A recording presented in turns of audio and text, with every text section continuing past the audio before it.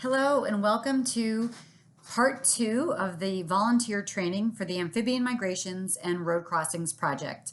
This is Laura Heedy, the Conservation and Land Use Program Coordinator for the New York State DEC Hudson River Estuary Program and Cornell University. In part 2, I'm going to talk briefly about woodland pool amphibians and about the timing of their annual breeding migrations. First, let's revisit what is a woodland pool, which I talked about in the first video. Well, a woodland pool is essentially a vernal pool, but in the forest. It's a small wetland, maybe just an acre or two in size, maybe even smaller. Generally, they're situated in a topographic depression or a small basin surrounded by forest. And because there's not a stream flowing in or out of most woodland pools, they're considered isolated. And because they don't have that steady flow of water, they typically dry out by summertime.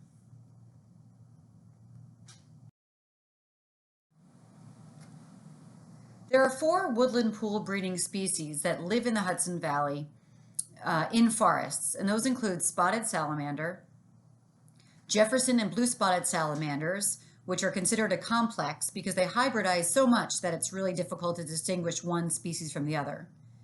There's also marbled salamander and wood frog. Of all of these species, wood frog is probably the one you most likely have seen, perhaps hopping in the forest, or maybe you've heard their quacking sound during breeding season when the males call from woodland pools.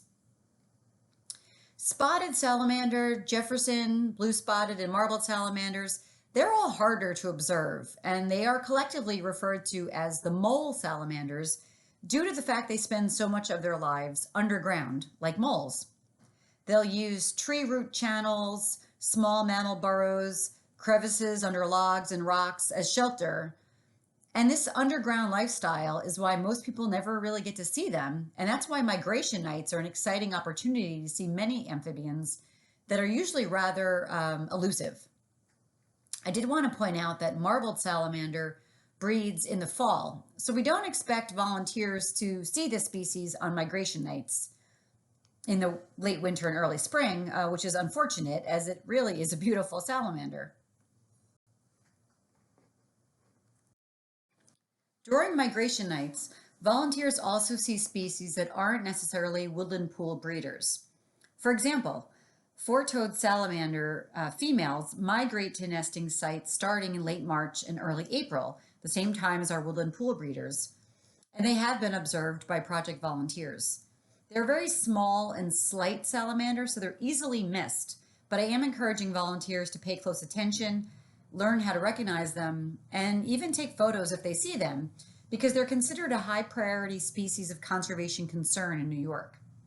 Four-toed salamander will nest in a variety of wetland habitats, as long as there are clumps of sphagnum moss or other nesting material where they lay their eggs. But they really do have a preference for sphagnum moss. So they're not necessarily breeding in woodland pools, but they are migrating during the same season as our focal species. Other species with less specific habitat needs for breeding, such as American toad, are also seen during migrations.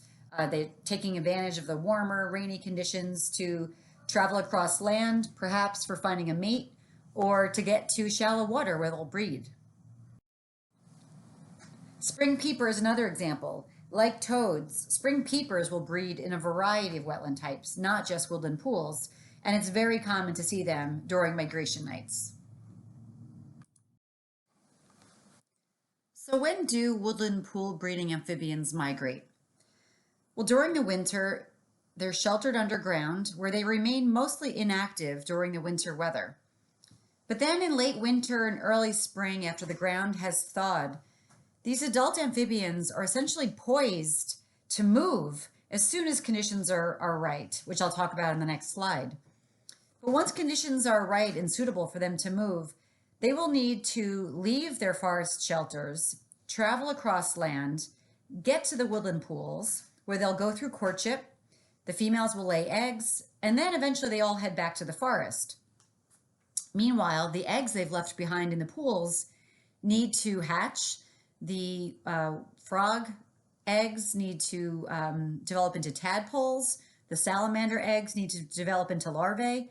And then all of those very small aquatic amphibians eventually need to develop into their four-legged terrestrial form so they can actually walk out of the pool before it dries up. So this is often referred to as a race against dryness, because really this breeding activity needs to start as early in the season as possible to ensure that these young are able to fully develop and leave the pools before they dry up.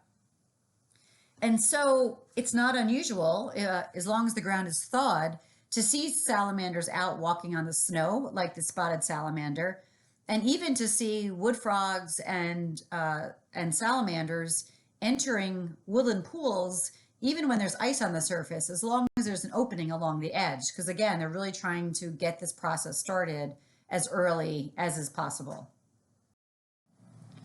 So predicting the migration is really key for this volunteer project. It would be great if we could schedule the migration, but really we're at the mercy of nature and weather conditions.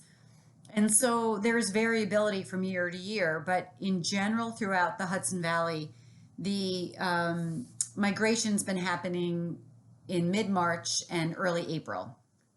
But again, there can be variability. Certainly if you live further south in the Hudson Valley versus further north, you might experience migration at different times. Also, similarly, if you live at a higher elevation versus a lower elevation, because you might have different rates of ground thawing, you might have different temperatures at night, and you may also see different levels of rainfall. And so I always encourage volunteers to check their local weather forecasts and their local conditions, because there's some general guidelines that, throughout the Northeast, we all rely on to try to predict when the migration is going to happen so we can notify volunteers as much as we can. And those general guidelines are that the air temperature after sunset is over 40 degrees Fahrenheit. And the movement will really happen as long as those evening temperatures and nighttime temperatures stay above 40 degrees. Rain is also important. So these amphibians need to keep their skin moist. So it's unusual for them to be moving on a dry night. And so really what we're looking for ideally is a rainy day where the rain continues into the night and everything is really saturated. However, nature is full of surprises, and there have been evenings where it had rained all day, but come nightfall, it was just very misty in the air and the conditions were still quite damp. And we still saw, a number of migrations happening. So these are just kind of general guidelines. And again, the other important factor is that the ground is thawed. And so you could just imagine if you're a salamander or a wood frog and you have been hunkered down underground, and you can tell from maybe the changing amount of daylight or the warming of the soil that it's, getting close to breeding season, but it's too dry for you to emerge from your, underground shelter. As soon as those warm, rainy nights start in, maybe mid-March, late winter, or early spring, those amphibians are ready to start moving. And so if there are conditions that line up just right after like a spell of warm, dry weather, you may get hundreds and thousands of salamanders and wood frogs on the move. And when we have those conditions lined up just right, and we get these big movements, that's when we hear the term big night, because it's like this explosive big night of migration. More commonly in the last years, I've been seeing kind of medium nights or even a lot of small nights. And some years we've not even really had a chance to see much of the migration because we never really got these good conditions, or if we did, it was maybe 3 a.m. And hopefully there wasn't much traffic on the roads because there often weren't many volunteers on the roads at that point in the night as well. So this summary of research really helps demonstrate the range of migration distances that these woodland pool breeders will travel. And in particular, wood frog and some of the mole salamanders, travel up to 1/4 to 1/2 a mile. And so those are very long distances to travel over land. So while some can make these long distance movements under the safe cover of a large connected forests where they can move to the woodland pool safely, many actually need to cross roads on their migration journey between forests and woodland pools. Because in a more developed landscape like parts of the Hudson Valley, roads are often bisecting their habitat, and that's how you can help.